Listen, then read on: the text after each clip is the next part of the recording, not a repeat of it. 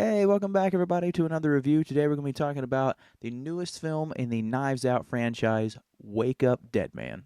So we're here finally back diving into the Knives Out movies, which I'm a big fan of. I really enjoyed the first one, and I really enjoyed the second one. I like how so far each movie kind of has its own tone going on, which I think is a really cool thing. The first one's kind of got that classic noir to it, and the second one, The Glass Onion, has more of a it's still a noir story, but it has like this fun, really fun element to it, which I mean the first one had as well, but I feel like there was a little bit more of that in the second. And with this one, I feel like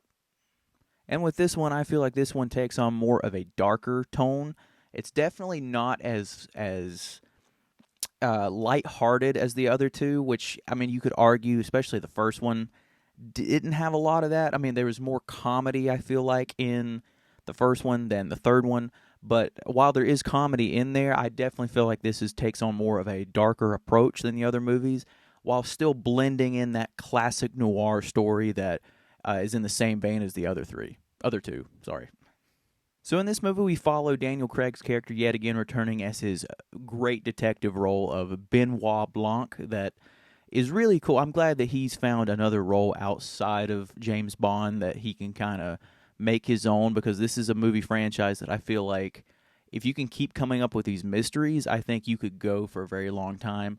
And I love Daniel Craig in this character, so I'll happily watch any other, adaptation or any other version of this character that he wants to do. Josh O'Connor is essentially our main character in this movie, and he gets sent to this church where he's kind of this pastor who's trying to make right by his past and whatnot. And Josh Brolin is played by this other priest, and they're kind of at odds with each other for specific reasons. I don't want to get into a lot of details and stuff, but they're kind of at odds with each other. And of course, there's a murder that takes place here at this church, and among that, of course, Daniel Craig's character is brought in, and a lot of things are uncovered from that. And this one's really cool because it's almost a mystery that even Daniel Craig's character has a hard time solving. Like you've seen, in Glass Onion, where when Edward Norton was able to, put together this murder mystery party like game thing that he wanted to do,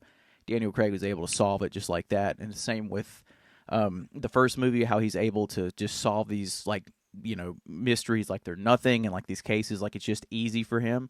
This is like the first movie and the first case that he's had where he's kind of stumped, and you're in, and the audience is kind of in the same boat as him, because even with all these certain pieces that he uncovers that is laid out in front of him, just like with us, the audience, there's just certain things that feel like something's missing. So you're constantly on this twist and turn of trying to figure out where this is going to go, how this story is going to play out, and what exactly is the ending of this mystery. Now, just like all the other Knives Out movies, this movie has a great ensemble cast that is just fantastic in everything that they do. I mean, like I said, right off the top of my head, you have Daniel Craig, of course, and you have Josh O'Connor, Josh Brolin, Glenn Close, Mila Kunis, Jeremy Renner, Kerry Washington, Andrew Scott, Kaylee Spaney, Thomas Hayden Church, and even Jeffrey Wright shows up at some point he's got a smaller role.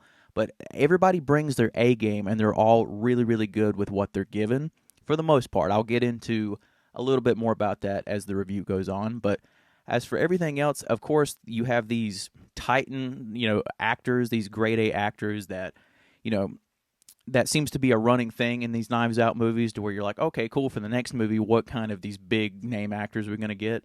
And just like the other ones, they have a great camaraderie with each other, and they all work very well together. And I think they're a great group of that fit this mystery really well, and just really add something to the story. So to start off this review with some of the positive things that I really liked, as of course, as always, like I said, the acting is one thing that I just mentioned. And like I said earlier about the whole idea of this mystery, with this mystery, it's exploring so much things and so many different themes throughout this movie that it kind of, like I said, it goes in more of a serious route than the other two installments, but this one still has that classic Knives Out like humor to it that the other ones have as well. And it just, like I said, this one has more of these themes of of religion, and with Daniel Craig's character is more of the opposite, like almost like he's like an atheist or agnostic or something. I can't remember which one, but he's on that side. So it's like he questions his faith a lot throughout this, and he questions a lot of things with fate. It just tackles a lot of those themes, which make this one to me a little bit more of a deeper thing. Because, like I said, this movie has a lot to say under the surface, and honestly on its surface level. But I think it's one of those movies, if you really want to dig deep into everything that this movie's saying, I think it does have a lot to say. Like, there's a lot of stuff about corruption and corruption in the church and corruption of faith and things like that all throughout it, which is a really, like, that thing of how they say, don't ever talk about politics or religion in movies or anything that you do. I think this movie really kind of just throws all that at the screen, and Rian Johnson was like, you know what, we're going to go for that.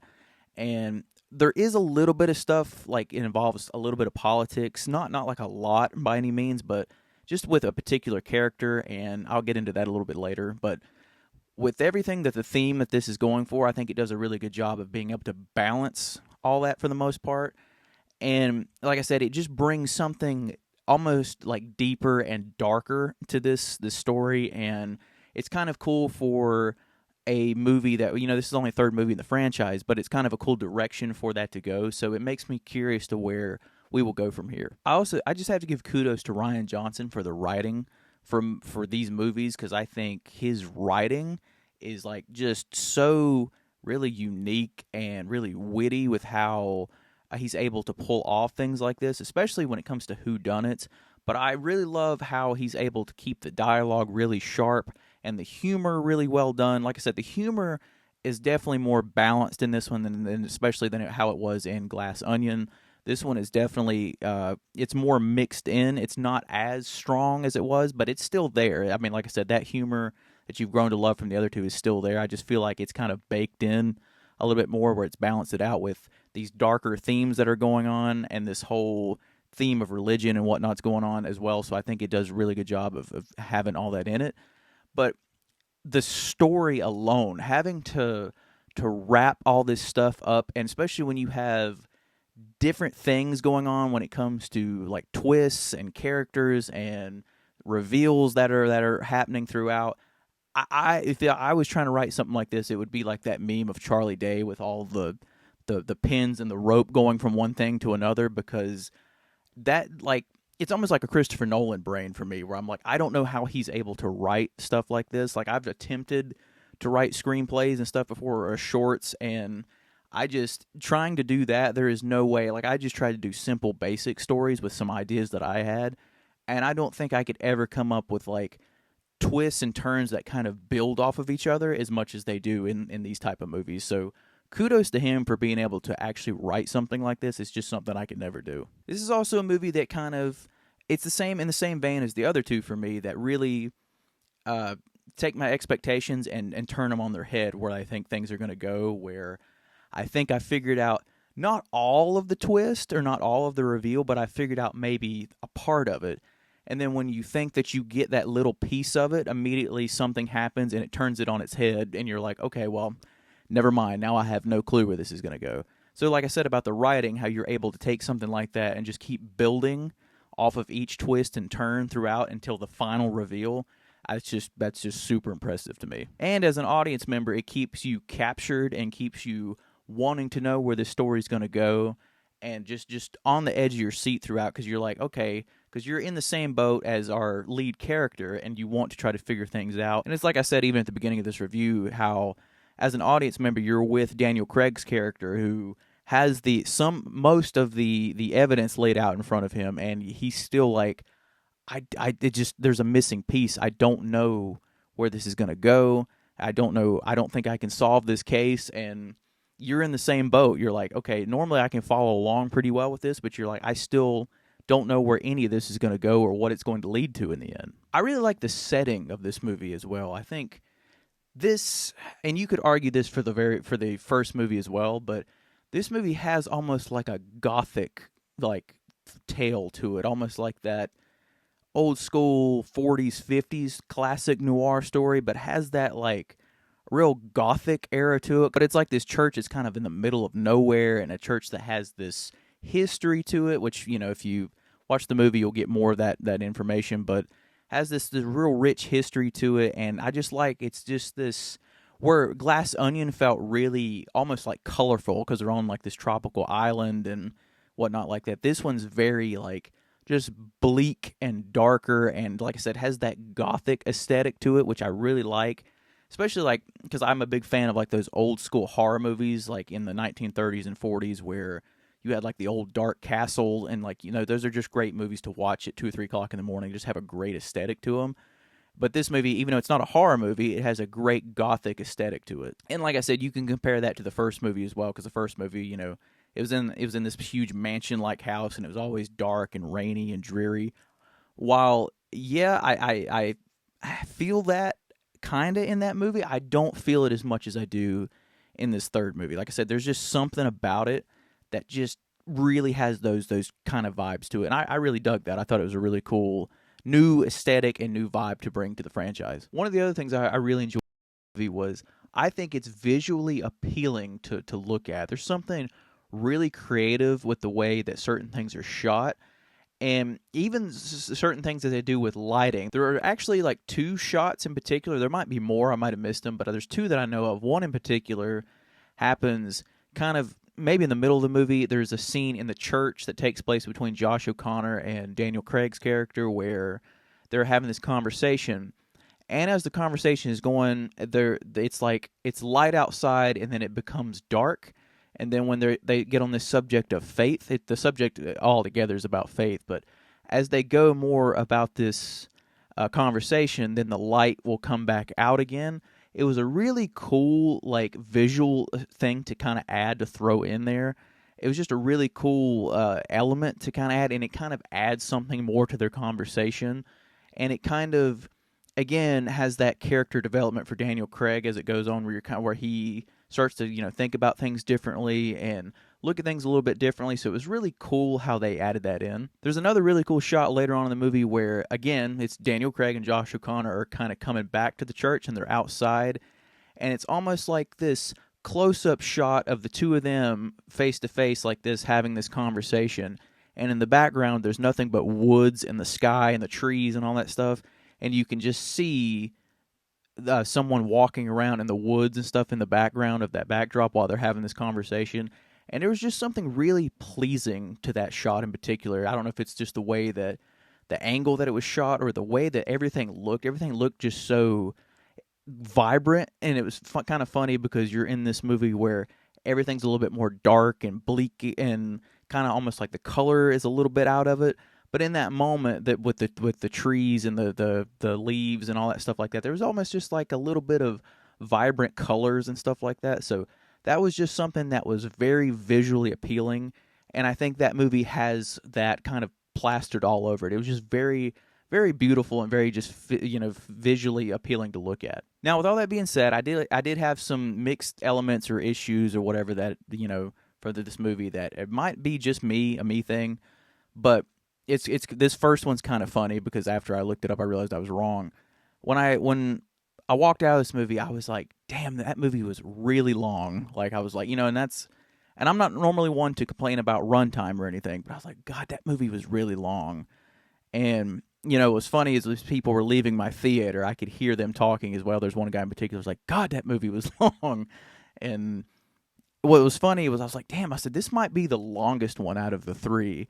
And when I went back and looked, it's definitely longer than the first one, but the second one was just like 5 minutes shorter than this one, so I was like, well, damn. So I don't know what it was about this one, but I felt like maybe there is some pacing issues here and there, like that kind of led to the longer runtime, because I'll admit, this is one of those movies, at least for me, that I did feel that runtime after a while, like to the point to where by the time it started getting to the reveals at the end, I kind of was dozing off a little bit here and there. I'm just genuinely a tired person anyway because I work third shift. So when stuff like this sometimes takes its time, I just cannot stay awake. Like, there was 2 movies this year so far that I really, really wanted to see, and because they were on the slower side, I fell asleep. I went to go see one 2 times or 3 times, fell asleep every time that I saw it. And it's not because the movie was slow. I really enjoy slower movies. I really do. But this is one of those things where I really felt the runtime, and I really felt like maybe there were some pacing issues here and there. I really feel like there was maybe at least 10 to 15, if not 20 minutes they could have cut a little bit out of this movie just to kind of keep it in that nice 2-hour window. And I understand this is one of those movies where you have to explain a lot of stuff, and I mean a lot of stuff. But I felt like maybe there was a way they could have done something differently to kind of get that nice at least 2 hours and 10-minute runtime. And this next thing I'm going to talk about, it's something I might be on an island on, because from what I've seen, a lot of people really, really loved this element of the movie and thought it was really the best one that they've done. But to me, this ensemble of characters just didn't work for me. I just found this group of characters the least interesting out of the three movies. Like, I know you're not supposed to like a lot of the characters in these movies, obviously, other than who our main character is along from Daniel Craig. In the first movie you had Ana de Armas, in the second movie you had Janelle Monáe, and in this movie you have Josh O'Connor. And other than those characters, I know within these movies you're not supposed to like any of them, but there's still kind of that fun thing about them. And that's kind of how it was in the first movie. You had this real dysfunctional family, and even though most of them were just assholes, you kind of drawn to them. And it was the same way in the second movie. You were with these group of friends, you were kind of interested in these characters. In this movie, I just didn't find myself drawn to any of the characters. Like, I mean, other than, Josh O'Connor, which I was like, he's fine. I mean, he gives a fantastic performance, don't get me wrong. And like I said, every actor here gives a phenomenal performance. I think they do so well with everything that they're given. But I just didn't latch onto these characters like I did in the other two. So that kind of took me out of the fact that I really wasn't invested in much of the characters.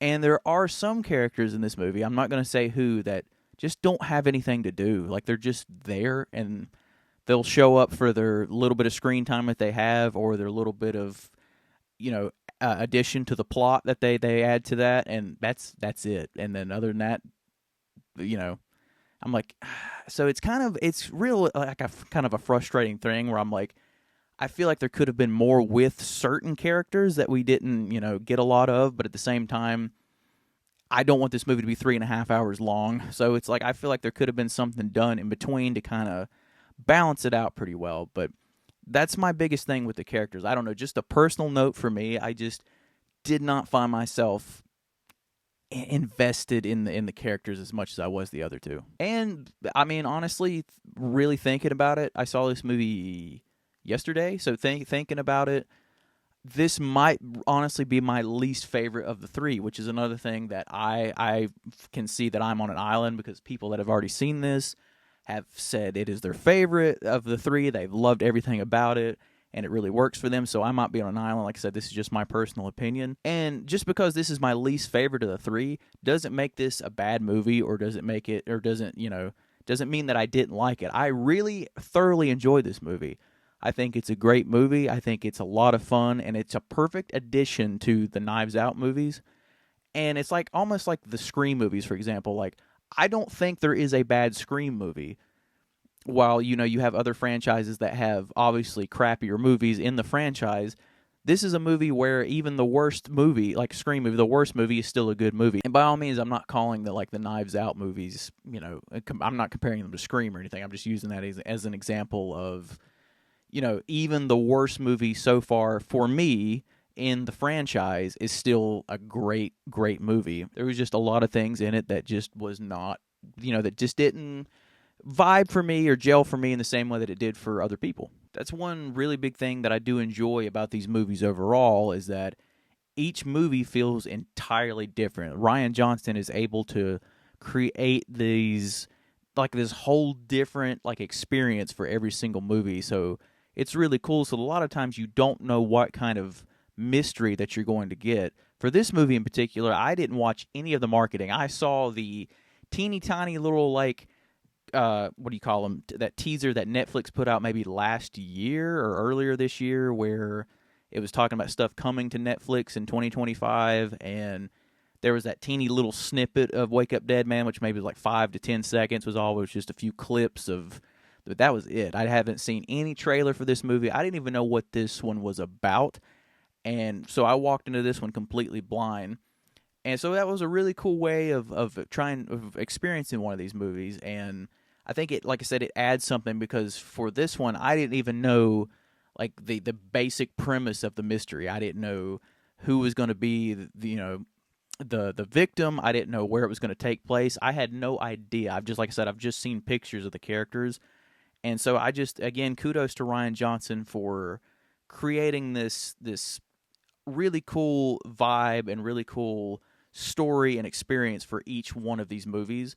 So I'm very curious to see where all he, can go with this franchise. One of the other things I didn't really like a lot, I mean, it's not in the movie like a lot, but there's one of the characters in the movie who's like this failed politician type person, and I felt like Rian Johnson was trying to say something with that element of the movie, but I felt like that was almost kind of shoehorned in, where I feel like you already have this great story when you're exploring this corruption of religion and faith and people, going through stuff like that.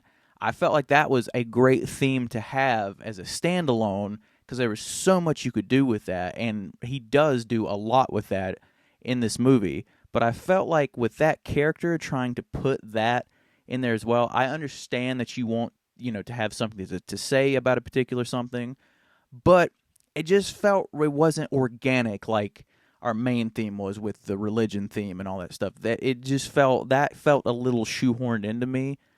But it wasn't, like I said, it wasn't in there a lot, thankfully. But that's just kind of one of those things where I was like, you didn't really need that. I mean, there's a way you could go about without having that at all, and mainly just focus on this theme of this corruption and religion and whatnot, and this crisis of faith and what that in between. And I think all that was just enough, and you didn't really need that other element. This is one of those movies that you definitely have to pay attention to, where, like the previous two movies, there's a lot of details that are thrown at you in certain parts of the movie, but this movie is in the first 30 to 45 minutes, like, it's throwing a lot at the audience. So you have to kind of take a lot in, and that's when all these characters are introduced, and their stories, and how this person's connected to this person, and this person knows him because of this, and she's with him because of that, all that stuff. And it like, you really have to pay attention to what is going on. And I feel like there's this, it almost took a little bit, you had to have some patience, because it does take a bit before Daniel Craig's character does show up.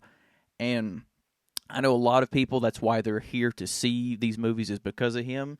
So it does take a bit for him to show up in this movie. I mean, obviously not, he doesn't show up in just the third act or anything. He is the main character.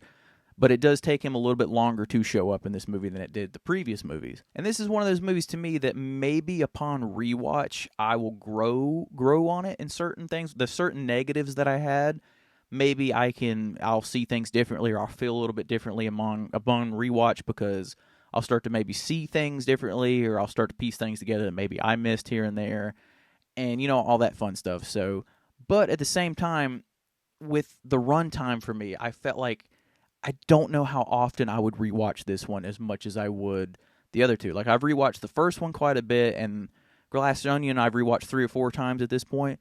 And this is one I don't know. I just don't know if I would throw this one on to rewatch as quite often as I would the other two. I will be very curious to see where a lot of more people land on this movie as it comes out. I know this movie is supposed to come to Netflix, I think, on December 12th, I think. I think that's when it's coming out, so don't quote me on that, but I'm pretty positive it's December 12th. It's in theaters right now for an extremely limited run, and it was like an hour and a half, hour and 40 some minutes away from me, that I had to go to check this movie out.